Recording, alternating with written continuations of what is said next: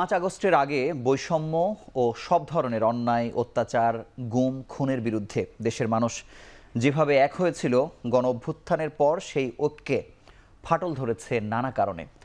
একই সঙ্গে আইনশৃঙ্খলা পরিস্থিতি স্থিতিশীল রাখতে অন্তর্বর্তী সরকারের ব্যর্থতায় তৈরি হয়েছে নতুন নতুন সংকট। শুরু হয়েছে চাঁদাবাজি, দখলবাজি, অস্ত্রবাজিও। এই সুযোগে পতিত সরকারের অনুসারীরাও নানান দাবির নামে শুরু থেকে দেশকে অস্থিতিশীল করছে বলেও অভিযোগ আছে। এই বাস্তবতায় সরকারের অপারেশন ডেভিল হান্টের ঘোষণা, শুরু হওয়া কার্যক্রম জনমনে স্বস্তি ফেরাবে কতটা, তা নিয়েই আজকের এখন প্রকাশ নাম দিয়েছি শিকার। অতিথি হয়েছেন কর্নেল অবসরপ্রাপ্ত মোহাম্মদ জগলুল আহসান, নিরাপত্তা বিশ্লেষক। সঙ্গে আরও আছেন খায়রুল কবির খোকন, বিএনপির যুগ্ম মহাসচিব। সঙ্গে আরও আছেন হাসান মামুন, সিনিয়র সাংবাদিক ও কলামিস্ট। আপনাদের তিনজনকে স্বাগত জানাচ্ছি আমাদের অনুষ্ঠানে। আমি শুরুতেই কর্নেল জগলুল, আপনার কাছে একটু জানতে চাই যে 6 মাসে নানাভাবে চেষ্টার পরও আইনশৃঙ্খলা পরিস্থিতি আসলে নিয়ন্ত্রণে নিয়ে আসা যায়নি, নানাভাবে চেষ্টা হয়েছে। এই অপারেশন ডেভিল হান্টকে আসলে সরকারের শেষ চেষ্টা মনে করেন কিনা আপনি? আপনার ব্যাখ্যায় কি বলবেন? ধন্যবাদ। প্রথমেই আমি এখন টিভির সকল দর্শককে এবং আপনাদেরকে কৃতজ্ঞতা জানাচ্ছি আমাকে এখানে আমন্ত্রণ জানানোর জন্য। এবং এরপরে আপনার প্রশ্নে আসছি যে এই বিপ্লব পরবর্তী সময়ে যদি আপনি সিকিউরিটি ফ্যাক্টরগুলো চিন্তা করেন, তাহলে আপনি দেখবেন কোন কোন কারণে এই সিকিউরিটি অ্যাফেক্টেড হচ্ছে বা নিরাপত্তা অ্যাফেক্টেড হচ্ছে। একটা হচ্ছে যে বিপ্লব পরবর্তী অস্থিরতা, তারপরে রাজনৈতিক সরকারের অনুপস্থিতি, তত্ত্বাবধায়ক সরকারের দুর্বলতা, পুলিশ যে সিকিউরিটি ফোর্স আইনশৃঙ্খলা রক্ষাকারী বাহিনী যেটা ছিল সেটার ড্যামেজড একটা অবস্থা, অনেকে পালিয়ে গিয়েছে, এখনও সেই ঘাটতি পূরণ হয়নি। তারপর আপনি জেল থেকে সন্ত্রাসী পালিয়ে গিয়েছে এবং আপনি দেখেন যে অস্ত্র 1000 প্রায় 1500 অস্ত্রের মতো এখনও নাকি পাওয়া যায়নি। তো এই ফ্যাক্টরগুলো এবং সর্বোপরি যেটা হচ্ছে যে কম্পিটিং পলিটিক্যাল এন্টিটি, যে কে কার উপর আধিপত্য বিস্তার করবে, এই যে একটা কম্পিটিশন চলছে, এই কম্পিটিশনের কারণে তত্ত্বাবধায়ক সরকারের পক্ষে এই সিকিউরিটি বা নিরাপত্তা নিশ্চিত করা একটা দুরূহ ব্যাপার বা কঠিন ব্যাপার হয়ে দাঁড়িয়েছে। এগুলো আমি আভ্যন্তরীণ ফ্যাক্টর বললাম। আপনি যদি এর সাথে আন্তর্জাতিক বা রিজিওনাল ফ্যাক্টরগুলো দেখেন, তো সেগুলো এই আমাদের এখনকার যুগে ইন্টারনাল ফ্যাক্টর যেগুলো থাকে সেগুলো তো আর নিজস্ব গণ্ডির মধ্যেই থাকে না, এগুলো বাইরের ফ্যাক্টর দিয়েও ফুয়েলড হয় এবং অ্যাফেক্টেড হয়। তো রিজিওনাল পাওয়ার হিসেবে ইন্ডিয়ার একটা ইন্টারেস্ট এখানে আছে, কারণ ইন্ডিয়ান ওশনে আপনি যদি বলেন ইউএসএও আধিপত্য বিস্তারের প্রয়োজন আছে, ইউএসএর চায়নাকে কন্ট্রোল করার জন্য, ইন্ডিয়াও এই আধিপত্য বিস্তার করতে চায়। কাজে দুটো দেশেরই ইন্টারেস্ট এই বাংলা ভূখণ্ডে বা আমাদের দেশে বা এই সাউথ এশিয়ান এই রিজিয়নটায় রয়ে গেছে। এবং এই দুই কম্পিটিং সুপার পাওয়ার এবং রিজিওনাল পাওয়ারের যে ইনফ্লুয়েন্স বা ইন্ধন, সেখানেও এই ইন্টারনাল পরিস্থিতি এটা টার্মোয়েল বা এটা গণ্ডগোল হওয়ার অনেক স্কোপ থেকে যায়। তো এই সব কিছু মিলিয়ে আপনি যদি মনে করেন বা আমরা সবাই যেটা জানি যে এই পরিস্থিতিতে আমরা সিকিউরিটির ক্ষেত্রে একটু নাজুক অবস্থায় আছি এবং সিকিউরিটি যে রিডিফাইন্ড হয়েছে কমিউনিজম ফলের পরে, এটা কিন্তু শুধু এক্সটার্নাল থ্রেট থেকে না, ইন্টারনাল থ্রেট থেকেও। এবং 1994-এ ইউএন যে সিকিউরিটিকে ডিফাইন করেছে সেটা বলছে হিউম্যান সিকিউরিটি। আমরা ছোটোবেলায় শুনতাম যে খাদ্য সমস্যা, এখন বলি আমরা খাদ্য নিরাপত্তা, জ্বালানি নিরাপত্তা। প্রাইস হাইকটাও হয়েছে, কমোডিটি বা ডেইলি নেসেসারি আইটেম যেগুলো, সেগুলোর দামও বেড়েছে। এগুলো কিন্তু জনগণের ভিতরে একটা অস্থিরতা, একটা নিরাপত্তাহীনতার জন্ম দিয়েছে। সব কিছু মিলিয়ে আপনি ধরেন যে গত শুক্রবারে আমরা যেটা দেখলাম আর কি, গত ইয়েতে কিছু 2-1 দিন আগে যে বিল্ডিং বা স্থাপনাগুলো 32 নম্বরে ভাঙা হলো, আরও আশেপাশে এটা ছড়িয়ে পড়েছে বিভিন্ন জেলা বা উপজেলা শহরেও। তো সব কিছু মিলিয়ে সরকার এটা মনে করতেই পারে যে সব কিছু মিলে একটা শক্ত অবস্থানে যাওয়া উচিত এবং সেই হিসাবেই এই ডেভিল হান্ট অপারেশনটা তারা লঞ্চ করেছে বলে আমি মনে করি। আচ্ছা, আপনাকে ধন্যবাদ। আমি খোকন ভাইয়ের কাছে একটু জানতে চাই যে বিএনপির সময়ে অপারেশন ক্লিন হার্ট হয়েছিল এবং জানা গেছে সেই সময়ে বিএনপিরই অনেকে আসলে মৃত্যু শিকার হয়েছেন বা নানাভাবে ধরপাকড়ের শিকার হয়েছে। কিন্তু এটি অন্তর্বর্তী সরকার এমনই একটি অপারেশন আসলে করছে। এই দুটির পার্থক্য আপনারা কিভাবে দেখেন, বা আপনারা যেভাবে সফল হয়েছিলেন বলা যায় বা জনমনে স্বস্তি এসেছিল, এবার কেমন হতে পারে, আপনার প্রত্যাশা কীরকম? ধন্যবাদ আজকের এই অনুষ্ঠানে আমাকে আমন্ত্রণ করার জন্য। সম্মানিত দুইজন আলোচক, প্রিয় দর্শক শ্রোতা ও সঞ্চালক, তো দেশের এই পরিস্থিতিতে, বিশেষ করে এই পরিবর্তিত পরিস্থিতিতে 6 মাস পেরিয়ে গেল। 6 মাসের মধ্যে অনেক কিছুই আমরা লক্ষ্য করেছি, যেটা আমাদের প্রত্যাশা ছিল, যে আকাঙ্ক্ষা ছিল এই সরকারের কাছে, যে একটা অন্তর্বর্তীকালীন সরকার, যে ঐতিহাসিক যে দীর্ঘ 16 বছরের আন্দোলনের সর্বশেষ একটি ঐতিহাসিক ছাত্র গণ অভ্যুত্থানের মধ্য দিয়ে এই যে ফ্যাসিস্ট সরকারের পতন হয়েছে, দেশ থেকে পালিয়ে গিয়েছে, তারপরে মানুষের মনে, জনমনে একটা স্বস্তির জায়গা এবং একটা আস্থার জায়গা তৈরি হয়েছিল, যে বর্তমানের যে অন্তর্বর্তীকালীন সরকার আমাদের প্রফেসর ডক্টর ইউনূস সাহেব যে দায়িত্ব নিয়েছেন, আমাদের আন্তর্জাতিক খ্যাতিসম্পন্ন নোবেল বিজয়ী ব্যক্তিত্ব, উনি আসাতে আমাদের জনমনে একটি স্বস্তির জায়গা তৈরি হয়েছিল, যে আমাদের হয়তো এই দ্রুত সময়ের মধ্যে আমাদের এই সংকট হয়তো আস্তে ধীরে আমরা কাটিয়ে উঠতে পারবো। কিন্তু আমাদের যে মানুষের মধ্যে যে প্রত্যাশা ছিল, যে আশঙ্কা ছিল, সেই আশঙ্কা কিন্তু দিন দিন কিন্তু 6 মাসের অনেক কিছুর বিষয়ে সরকার তালগোল পাকিয়ে ফেলেছে। এই তাদের যে দায়িত্ব পালন করার ক্ষেত্রে সেখানে আমার অনেক বিষয় তারা সঠিকভাবে মানুষের দ্রব্যমূল্য থেকে শুরু করে, আইনশৃঙ্খলা থেকে শুরু করে, সিন্ডিকেট ভাঙা থেকে শুরু করে, তারপরে ওই যে পতিত ফ্যাসিস্ট স্বৈরাচারের দোসর, দালাল, প্রেতাত্মারা, তাদেরকে সেইভাবে আইডেন্টিফাই করে তাদেরকে আইনের আওতায় নেওয়া, সেগুলো নিয়ে সঠিক করতে, কারণ সেটাও আমরা দৃশ্যমান আমরা সেভাবে দেখছি না। অনেক কিছু বলছেন যে তারা জিরো টলারেন্স, তারা তাদের সেই যারা ওই 5ই আগস্টে যাদের পতন হয়েছে, পতিত স্বৈরাচারের সেই দোসরদেরকে, সেই খুনিদেরকে তারা আইনের আওতায় এনে আনবেন বলতেছেন। কিন্তু আইনের আওতায় আনার ক্ষেত্রেও আমরা দেখতে পাচ্ছি যে তারা অনেক তাদের কিছু ল্যাক রয়েছে, এবং পতিত স্বৈরাচারের যে প্রেতাত্মা দোসররা রয়েছে, প্রশাসনের বিভিন্ন গুরুত্বপূর্ণ জায়গায় তারা অবস্থান রয়েছে, তারা কিন্তু সেইভাবে তাদের দায়িত্ব পালন করছে না, যার কারণে ইচ্ছা থাকা সত্ত্বেও সরকার দায়িত্ব পালন করতে তারা তাদের যে কাঙ্ক্ষিত যে তাদের যে ইয়েটা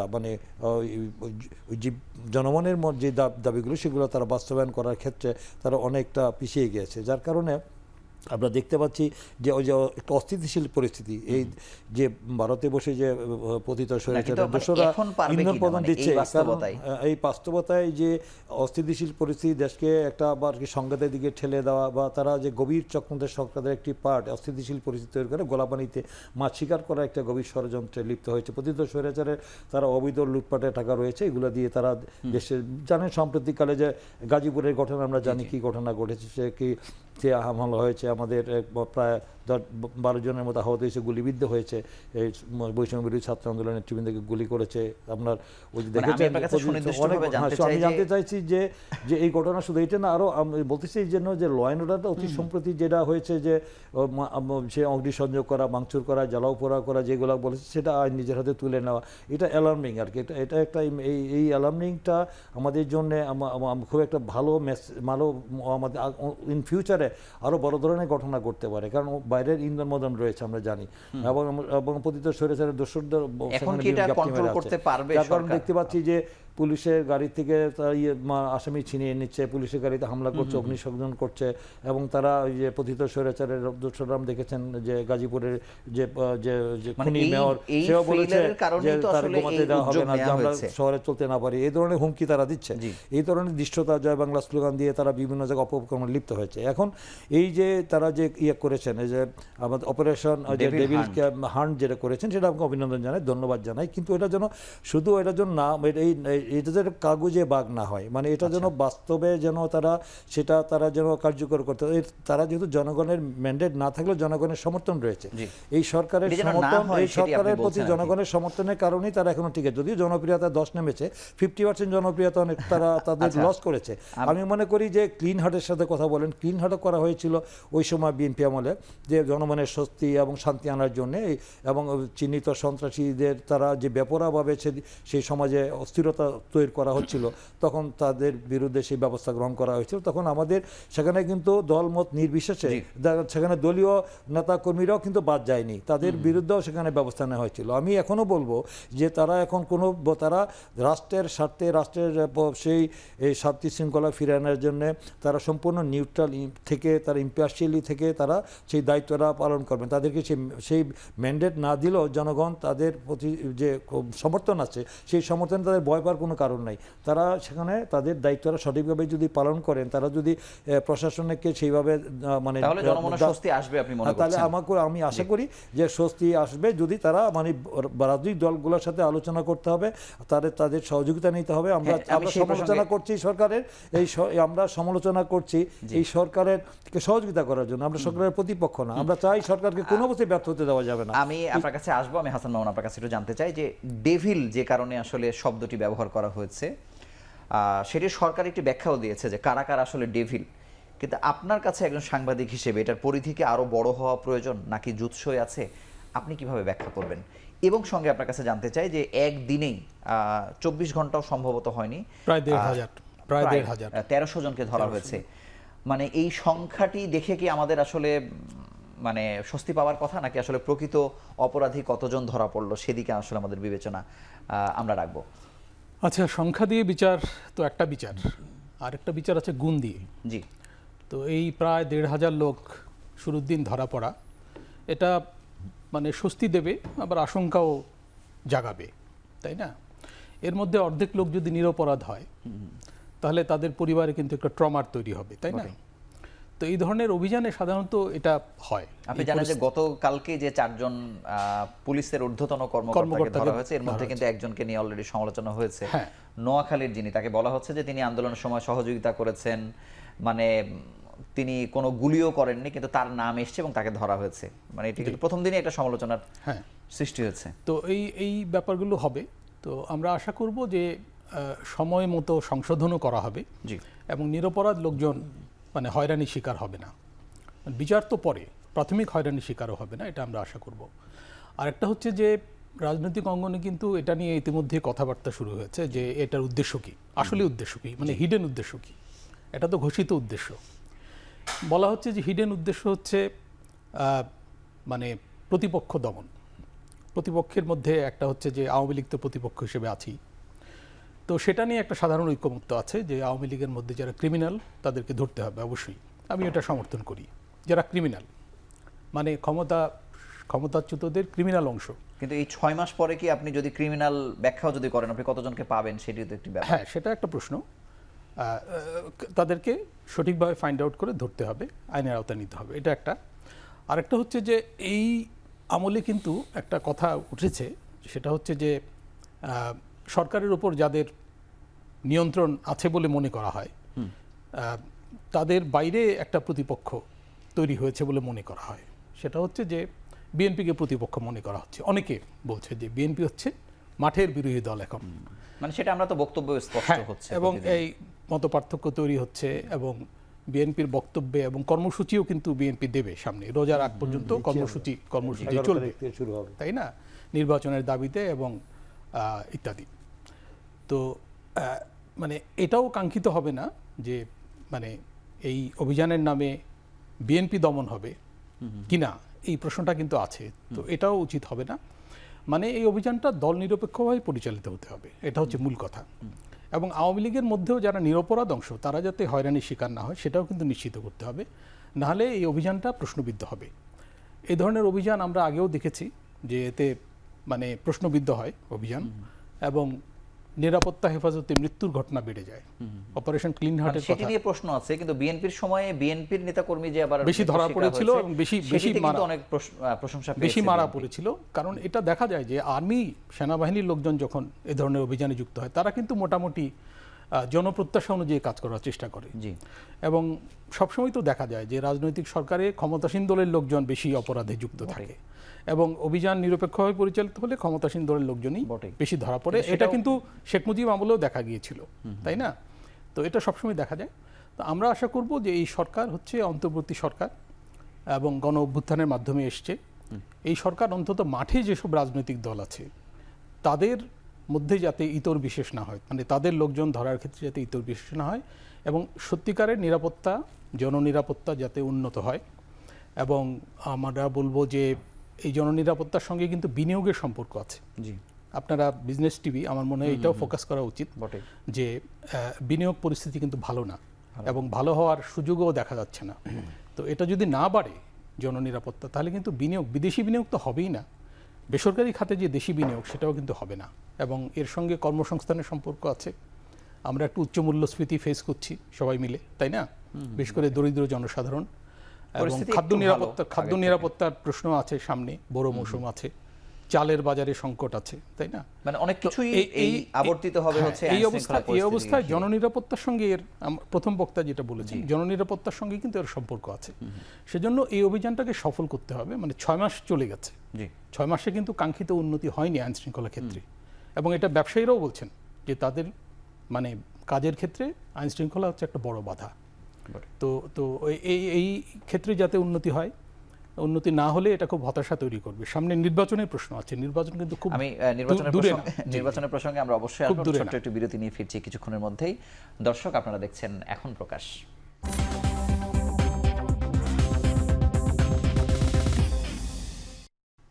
ফিরে এলাম বিরতির পর। আপনারা দেখছেন এখন প্রকাশ।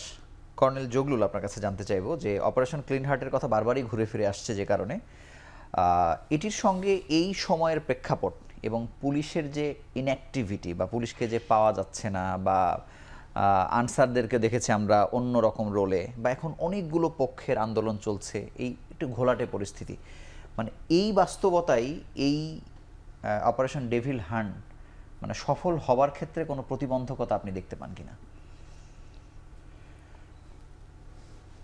আপনার প্রশ্নের উত্তরটা আমি একটু আগে থেকে আসি। যখন এই অভিযানগুলো পরিচালিত হয়, অনেক সময় এগুলো আপনি হিস্ট্রি দেখেন 72 পরে যেটা হয়েছিল অস্ত্র উদ্ধার অভিযান, বা যেটা থেকে আমাদের 75-এর গণ্ডগোলটা এসে টার্মোয়েল বা যেটাই বলেন যে অভ্যুত্থান, সেটা এসেছে আর কি, সেটা কিন্তু রাজনৈতিক উদ্দেশ্যেই ছিল। পরবর্তীতে আরও বিভিন্ন অপারেশন হয়েছে, আমরা দেখেছি। এবং এগুলোর আপনি যদি বলেন যে যদি উদ্দেশ্যটা মহৎ থাকে, উদ্দেশ্যটা সৎ থাকে, তাহলে এটা ব্যর্থ হওয়ার কোনো কারণ নেই। যদি ন্যাশনাল অল এলিমেন্টস যারা এই সিকিউরিটির সাথে জড়িত, তারা যদি স্বতঃস্ফূর্তভাবে কাজ করে। বাট যদি অপারেশনটা কোনো পলিটিক্যাল উদ্দেশ্যে হয় বা অন্য কোনো হিডেন এজেন্ডায় হয়, তাহলে ব্যর্থ হওয়ার অনেক কারণ আছে। যেমন আমার সহবক্তা বললেন যে সংখ্যাটা বড় ব্যাপার নয়।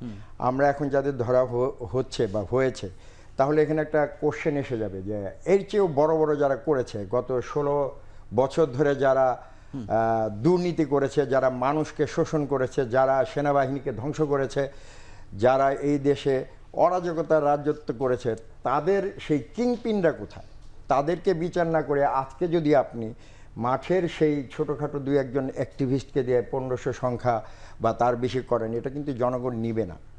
জনগণ শেখ হাসিনার বিচার চাবে, জনগণ সালমান এফ রহমানের মতো কিংপিনের বিচার চাবে, ওবায়দুল কাদেরের মতো লোকের বিচার চাবে, অবশ্যই চাবে, আমিও চাইব। কারণ এই প্রক্রিয়ার ভিতর দিয়ে আমিও সাফারার, এবং আমাদের দেশের অসংখ্য জনগণ এটার ভিতর দিয়ে সাফারার। আমি আমার এলাকার সেই আমি যমুনার চরভাঙা এলাকার লোক, সেখানকার হাজার হাজার একর জমি আওয়ামী নেতা তাদের অন্য ডিস্ট্রিক্টে নিয়ে গেছে, জাস্ট শুধু তার অর্থনৈতিক এবং রাজনৈতিক স্বার্থের জন্য, তার ভোটের সংখ্যা বেশি হবে। কিন্তু সেই সাধারণ মানুষগুলো আজও বিচার পায়নি। আজও সেই জমি জমা এখনও সেই জামালপুরের ভিতরে এখন আছে, বগুড়া যাদের থেকে বিচারের জামালপুর কথা নিয়ে আপনি গেছে। বলছেন, যাদের ধরার কথা বলছেন, হ্যাঁ। তাদেরকে আপনি এই 6 মাস পরে পাচ্ছেন কোথায়, সেটিও তো একটি প্রশ্ন। এখন প্রশ্ন সেটাই হয়ে যাবে যে এরা কিভাবে চলে গেল, এদেরকে কারা ছাড়লো, সেই প্রশ্ন তো আসতে হবে এবং জাতির কাছে সেই উত্তর দিতে আরো হবে। একটি প্রশ্ন, যেমন বিএনপি বা জামাত তাদের পক্ষ থেকে যে বলা হচ্ছে যে প্রশাসনে এখনো পতিত স্বৈরাচারের দোষর এটা বা একটা ফ্যাসিস্ট বড় যেভাবে, factor, এটা মানে একটা- তাদের মাধ্যমেও যদি হয় হ্যাঁ। তাও কি আসলে সম্ভব কিনা এটি সফল এটা করা? একটা বড় ফ্যাক্টর। আপনাকে চিন্তা করতে হবে যে প্রত্যেকটা অর্গানে গত 16 বছর ধরে শুধু আওয়ামীকরণ করা হয়েছে। আওয়ামী সেনাবাহিনী থেকে শুরু করে, আমি সেনাবাহিনীতে চাকরি করেছি, এই জন্য স্পেশালভাবে সেই বাহিনীর কথাই বলছি।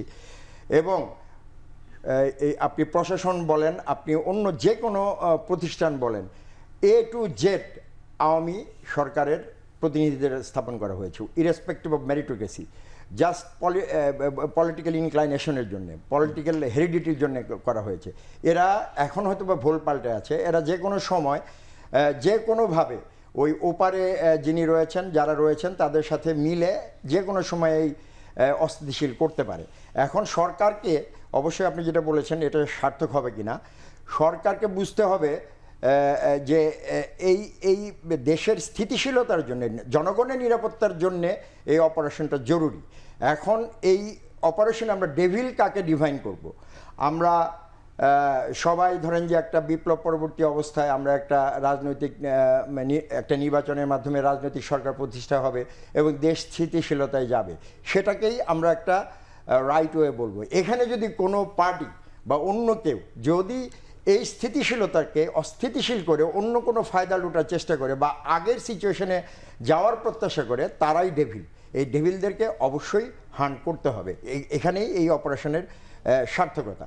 তো আমি যেটা বলবো যে যদি সরকারের সদুদ্দেশ্য থাকে সে করার, আপনি যেটা বলেছিলেন যে বিএনপিও অ্যাফেক্টেড হতে পারে, এখন যদি তারা মনে করে এখানে ডেভিল কারা, ডেভিলকে যদি তারা নিজের স্বার্থে বিএনপি অ্যাক্টিভিস্টদের ডেভিল বানায়, বিএনপি কিন্তু নির্বাচন চাচ্ছে, তারা কিন্তু নির্বাচন হোক, সংস্কারের পরে হোক, সেটা চাচ্ছে। এখন আওয়ামী লীগ যদি মনে করে না এই সরকারকে টপল করে অন্য একটা সরকার বা সামরিক সরকার এনে আবার একটা ওই কি বলে নির্বাচন মঞ্চস্থ করে বা নাটক করে রাতের ভোট করে আমরা আবার চলে আসব, তাহলে কিন্তু সেটা হবে না। এখানে সরকারকে খুব সুনির্দিষ্টভাবে ডিফাইন করতে হবে কারা ডেভিল। আমি আপনার এই কথার প্রসঙ্গেই আমি খোকন ভাইয়ের কাছে একটু জানতে চাইবো যে এই যে ডেভিলের যে সংজ্ঞা দেয়া হয়েছে, এমনও তো হতে পারে যে আমরা এই 6 মাসেই দেখেছি যে বিএনপির অনেক নেতার নামে, ধরে নিলাম আমরা, এখানে চাঁদাবাজির অভিযোগ এসছে বা নানান অভিযোগের কথা কিন্তু উঠে আসছে।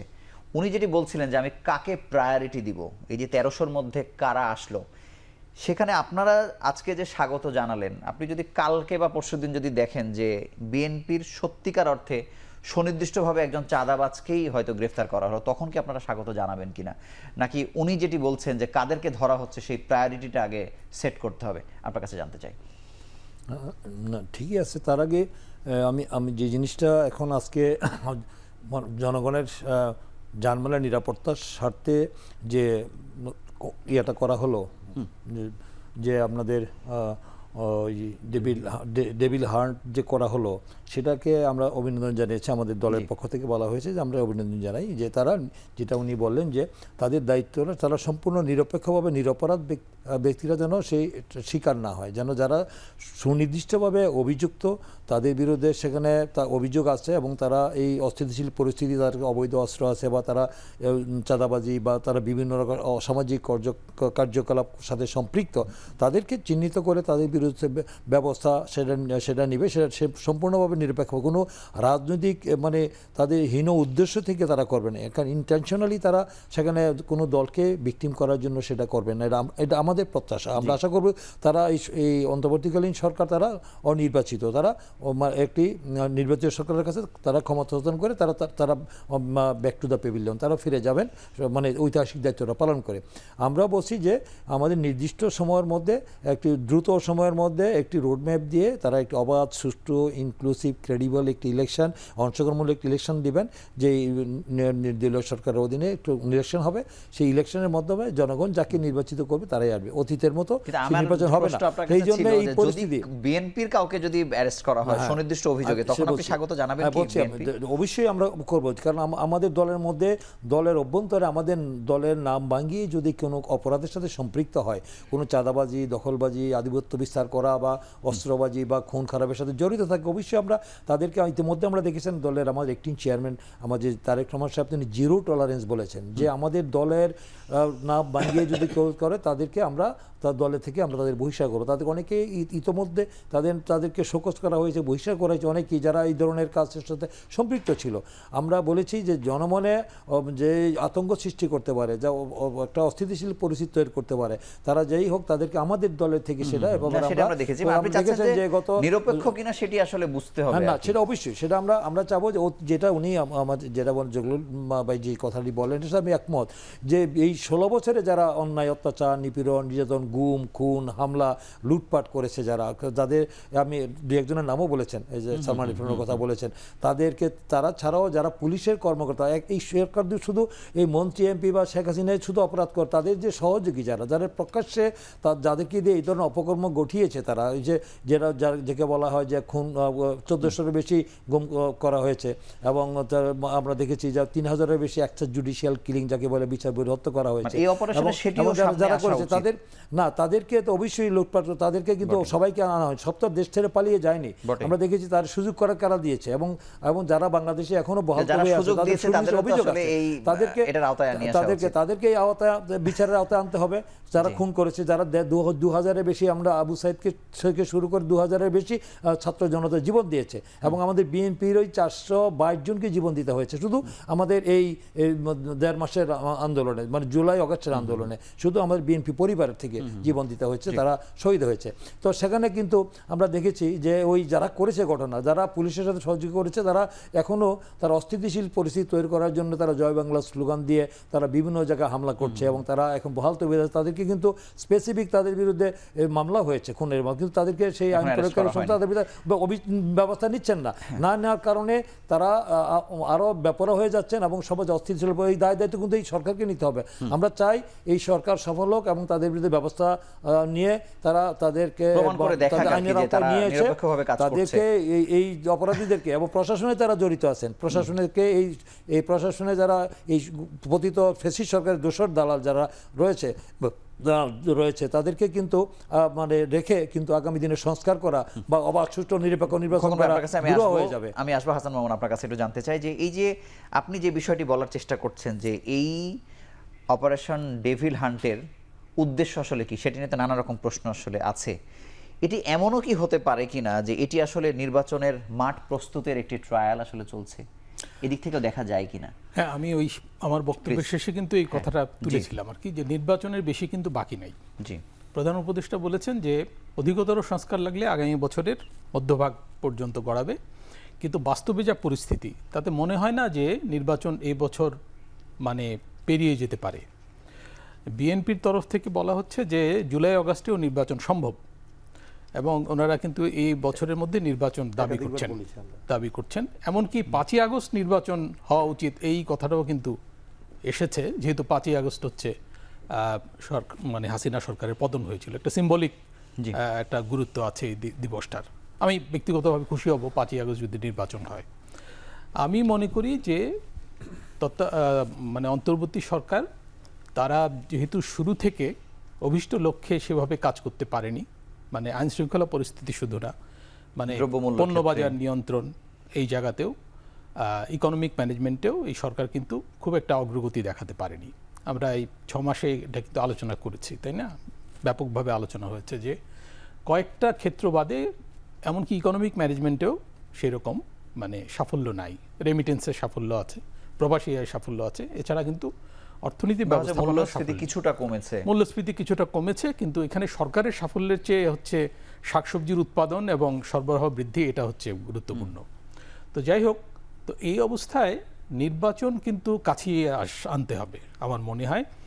আর এখানে আঞ্চলিক এবং আন্তর্জাতিক প্রেশারের ব্যাপারও আছে, যেটা জগলুল ভাই বলছিলেন। হ্যাঁ, মোদি সরকার এবং ট্রাম্প সরকারের সম্মিলিত প্রেশার সম্ভবত আগামীতে আরও বাড়বে। তো এই পরিস্থিতিতে আমরা তো এটাও দেখতে পাচ্ছি যে শেখ হাসিনার নেতৃত্বে এক ধরনের তৎপরতা চলছে দেশে বিপরীতমুখী কর্মকাণ্ডের। তো এই অবস্থায় সরকার আসলে মনে হয় যে ভালো হয় যে দ্রুত নির্বাচনের দিকে গেলে যেসব সংস্কার জরুরিভাবে করতে হবে, অত্যাবশ্যকীয় সংস্কার, সেগুলো করে নির্বাচনের দিকে চলে যাওয়া। আমাদের আইন উপদেষ্টা আসিফ নজরুল সাহেব কালকে কিন্তু বলেছেন কথাটা, যে অত্যাবশ্যকীয় সংস্কারের বিষয়গুলো আলাদা করা আছে, 6 মাসের মধ্যে এগুলো হতে পারে এবং নির্বাচন হয়ে যেতে পারে। তো নির্বাচনের লক্ষ্যেও কিন্তু আইন শৃঙ্খলা পরিস্থিতির উন্নতি ঘটাতে হবে। জি। এবং এই যে অস্ত্র উদ্ধার, অবৈধ অস্ত্র উদ্ধার তো হয়নি সেভাবে। আর তারপরে হচ্ছে সন্ত্রাসী দমন, এমনকি সাধারণ সন্ত্রাসী দমনও কিন্তু করতে হবে।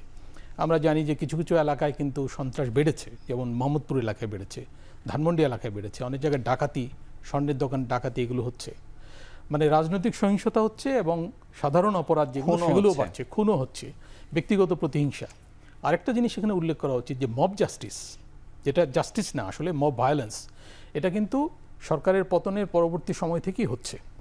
এবং এখানে মানে এখানে আমি কাকে দায়ী করব? এখানে তো আন্দোলনে যারা অংশ নিয়েছিল তাদের একটা অংশ দেখা যাচ্ছে যে বেশি উৎসাহী, এবং এটার পরিণতিতে কিন্তু এই যে 32 নম্বর বাড়ি ধ্বংস করা এবং চারদিকে আওয়ামী লীগের মানে ক্ষমতাচ্যুতদের নেতৃস্থানীয় লোকজনের অরক্ষিত ঘরবাড়ি আক্রান্ত হয়েছে, এবং এটা কিন্তু সাধারণভাবে লোকে প্রশংসা করেনি, এবং সরকারও বলেছে যে এটা ঠিক না। মানে তাই না? হয়তো প্রশংসা অনেকে করেছে, তবে সমালোচনাও হ্যাঁ, করেছে অনেকে। সমালোচনা আছে, এবং এটা তো আইন হাতে তুলে নেওয়া।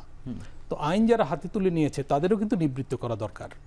এবং আপনি যদি ডেভিল বলেন, ডেভিল কিন্তু অনেক কি বলতে হবে। তো এই ব্যাপারটা আমি এই জন্য বলছিলাম যে নিরপেক্ষভাবে অভিযানটা পরিচালিত না হলে এটা কিন্তু প্রশ্নবিদ্ধ হবে, এবং আমি বলবো যে নিরপেক্ষভাবে অভিযান পরিচালিত হলে নির্বাচনের পরিবেশটাও কিন্তু দ্রুত তৈরি হবে, এবং এটাতে ডাবল বেনিফিট পাওয়া যাবে। আরেকটা জিনিস আমি আপনাকে বলতে চাই, যে পুলিশ তো মনোবলহীন, পুলিশ সঙ্গত কারণেই নিষ্ক্রিয় এবং মনোবলহীন, 6 মাসেও এটাকে সক্রিয় করা যায়নি। তো পুলিশ কিন্তু এই অভিযানে খুব একটা ভূমিকা রাখবে বলে মনে হয় না। তবে পুলিশের গোয়েন্দা তথ্যগুলো কাজে দেবে, এগুলো বিচার বিশ্লেষণ করে সেনাবাহিনীকে জোরালো ভূমিকা রাখতে হবে। সেনাবাহিনীকেও কিন্তু মাঠে জোরালো ভূমিকা দেখা যাচ্ছে না। এখানে হয়তো তাদের মধ্যে দ্বিধাদ্বন্দ্ব কাজ করে, বিতর্কিত হওয়ার আশঙ্কা থাকে, তো সেই আশঙ্কা থেকে তারা সক্রিয় হতে সাহস পান না। তো আমার মনে হয় সরকারের দিক থেকেও নির্দেশনা থাকা উচিত যে সেনাবাহিনী যাতে বলিষ্ঠ ভূমিকা রাখে, এবং সেনাবাহিনী বলিষ্ঠ ভূমিকা রাখলে এর নিরপেক্ষতাও কিন্তু অনেকখানি নিশ্চিত হবে, এটা আমার মনে হয়। আপনাকে অসংখ্য ধন্যবাদ। আমরা আরো একটি ছোট্ট বিরতি নিয়ে ফিরছি। দর্শক, আপনারা দেখছেন এখন প্রকাশ।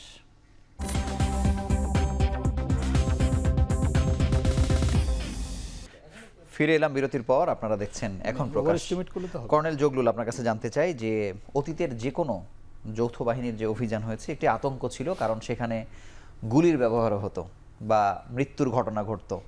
কিন্তু এখন আপনি জানেন যে এই অভ্যুত্থানের পরে একটি গুলি করাও মানে একটি চরম একটি ভয়ের ব্যাপার এখন হয়েছে, কারণ এটি নিয়েই তীব্র আন্দোলন হয়তো আবার নতুন করে হতে পারে। এখন এটিকে আসলে সহজভাবেও মানুষ নিচ্ছে কিনা, এটি আতঙ্কেরও আসলে দরকার কোনো না কোনো পর্যায়ে আছে কিনা। আবার এই সেনাবাহিনী তো দীর্ঘ 6 মাস ধরে মাঠে আছে, ম্যাজিস্ট্রেসি ক্ষমতা নিয়েই আছে, হঠাৎ করে তারা আবার হচ্ছে নতুন ফরম্যাটে আবার এই অপারেশন ডেভিল হান্ট করছেন। মানে আপনার কাছে কি মনে হয়? আতঙ্কটাকে আমি সাপোর্ট করব না, এটা আমরা But করছি না। রাষ্ট্রযন্ত্রের উপরে যারা আনরুলি জনগণ, যারা অন্যায় করে, যারা দুর্নীতি করে বা যারা অপরাধ করে, তাদের একটা ভয় থাকতে হবে। স্টেট মেকানিজম তা না হলে তো চলবে না। স্টেট মেকানিজম শুধু জনগণের সুযোগ সুবিধা সব কিছুই নিশ্চিত করবে, শাসনও করবে। যে তুমি যদি রুল না মানো, তুমি যদি আইন না মানো, তুমি যদি আইন বহির্ভূত কোনো কাজ করো, তাহলে তোমাকে এই আইনের আওতায় আনা হবে। এটা আতঙ্কের চেয়ে আমি যেটা বলবো যে একটা ফেয়ার বা বাধ্যবাধকতা প্রত্যেক নাগরিকের থাকা উচিত। এখন অতীতে আর্মি আসলে একটা আতঙ্ক, কারণ এটা আমাদের, আমি যেটা বলি 71 সিনড্রোম, মানে বাংলাদেশ আর্মি সবচেয়ে সাফার করেছে 71 সিনড্রোমের কারণে।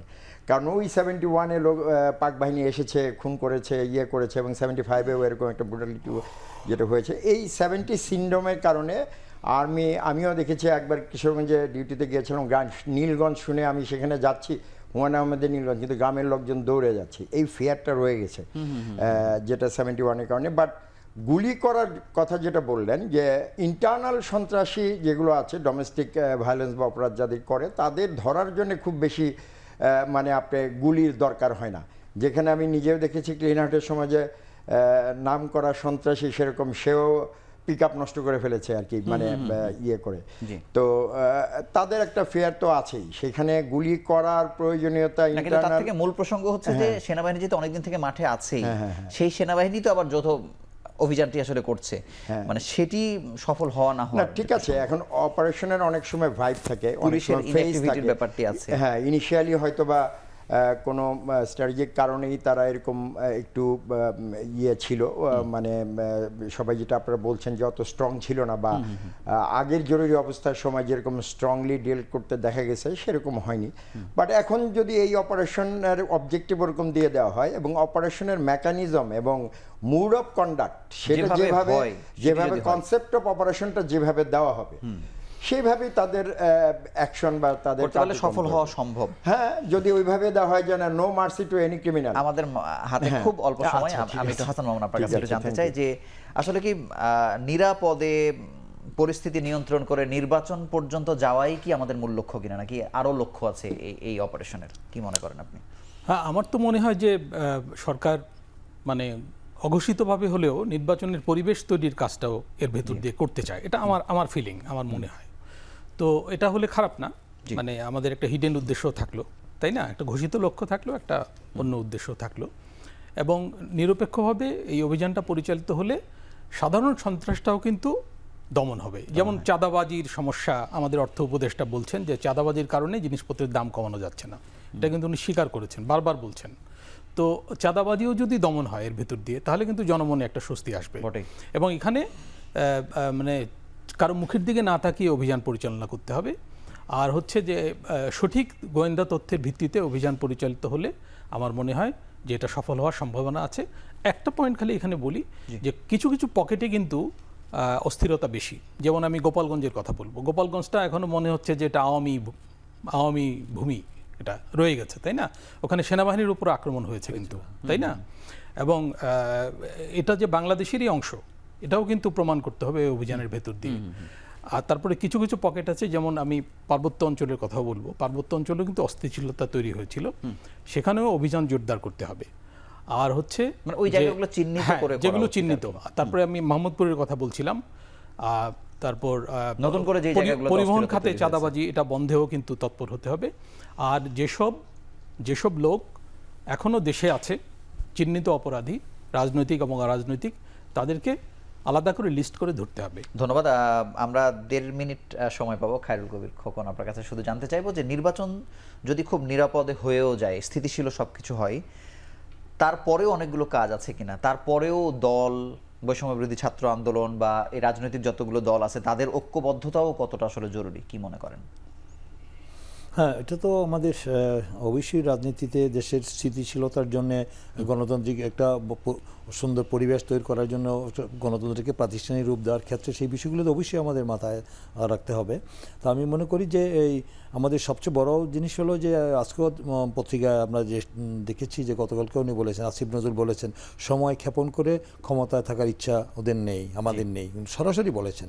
তো আমরা আশা করব যে এই সরকার দ্রুত সময়ের মধ্যে যে মানে সংস্কার এবং আমাদের নির্বাচনের বিষয়টা মাথায় রেখে, যেটা জনগণের দাবি, যেটা বলেন আর কি মামুন ভাই যেটা বললেন, যে 5ই অগাস্টের দিনটা যদি ঠিক করে দেওয়া যায়, এটা একটা সিম্বলিক হিসাবে যদি করা যেত, যে যায় আমরা বলেছিলাম যে অগাস্টের মধ্যে করা যেতে পারে, একটা রোড ম্যাপটা দেওয়াটা খুবই জরুরি আর কি। রোড দিলে একটা প্রশাসনের যে অস্থিরতা রয়েছে সেটাও স্টেবল হয়ে যেত, মানে কি স্বাভাবিক অবস্থায় ফিরে আসতো। তখন যার যার কাজে নির্বাচন কমিশন থেকে শুরু করে, পুলিশ থেকে শুরু করে, এবং এটার সাথে যারা জড়িত সব কিছু একটা মানে অনেকটা স্বাভাবিক অবস্থায় ফিরে আসতো আর কি। আর যে বাই দিস টাইম যদি যেটা যে অপারেশন যেটা হতে যাচ্ছে যে ডেভিল হান্ট, যেটা ওটা তারা যদি সেই যেহেতু 6 মাস হয়ে গেল তারা যাবত আর্মি সেনাবাহিনী মাঠে আছে, কিন্তু তারা ম্যাজিস্ট্রেসি পাওয়ার দেওয়ার পরও দৃশ্যমান তাদের কোনো ভূমিকা আমরা খুব একটা লক্ষ্য করিনি। কিন্তু তারা যদি এবার যৌথভাবে যদি সেই মানে মানে দেশের স্বার্থে একটি দেশের মানে স্থিতিশীলতার স্বার্থে, এই যে একটা অস্থিতিশীল অস্থিতিশীল পরিস্থিতি, ভারতে বসে উস্কানিমূলক বক্তব্য দিয়ে যে পরিস্থিতি তৈরি তাহলে করছে, ওটা পরিস্থিতি থেকে যদি পরিবর্তন হবে বলে মনে মানে করছেন? পরিস্থিতিকে স্বাভাবিক রাখার জন্য যাতে কোনো রকম নৈরাজ্য, অরাজকতা, বিশৃঙ্খলা রাষ্ট্রে তৈরি না হয়, আপনাকে তাহলে হয়তো আমার ধন্যবাদ। মনে হয় একটি সুন্দর নির্বাচন সামনে হতে পারে। এই জন্য আমার মনে হয় যে দ্রুত সময়ের মধ্যে যেটা জনগণের প্রত্যাশা, এটা শুধু বিএনপি বা আমরা বিএনপি বলা যায়, আমরা নির্বাচনের কথা যেটি 31 বলছেন দফা আর কি। রাষ্ট্র সংস্কারের রূপরেখা আমরা দিয়েছি, আপনাকে এর মধ্যে অসংখ্য সবকিছু ধন্যবাদ এবং রয়েছে। আপনাদের এর মধ্যে তিনজনকে আমাদের আমাদের সঙ্গে দ্রুত যুক্ত করা হওয়ার জন্য যাবে। আন্তরিকভাবে করা অভিনন্দন উচিত। জানাচ্ছি। জি। ধন্যবাদ। অপারেশন ডেভিল হান্ট বা অপারেশন ক্লিন হার্ট আমরা যেভাবেই বলি না কেন, এটি অপরাধীদের মনে অস্বস্তি তৈরি করলেও জনমনে স্বস্তি এনেছে অতীতের বিভিন্ন সময়। কিন্তু এবার এই ডেভিল হান্টের আগে কিন্তু নানা ধরনের সমালোচনায় আসলে শুরু হয়েছে। যদি সত্যিকার অর্থে এই অপারেশনটিও সফল হয়, জনগণের মনে স্বস্তি ফিরবে এবং যে নির্বাচনের দিকে আসলে তাকিয়ে আছি বা একটি সুন্দর নির্বাচনের জন্য এতগুলো মানুষের যে জীবন সংস্কার সহ পুরো দেশকে বদলে দেয়া, সেটি হয়তো সম্ভব হবে। সেটি ডিপেন্ড করছে আসলে এই অপারেশনটি কেমনভাবে সম্পন্ন হবে তার উপরে। এই ছিল আজকের পর্বে। আগামী পর্বের আবারও নতুন কোনো বিষয় নিয়ে হাজির হব। সেই সময় পর্যন্ত ভালো থাকুন, সুস্থ থাকুন।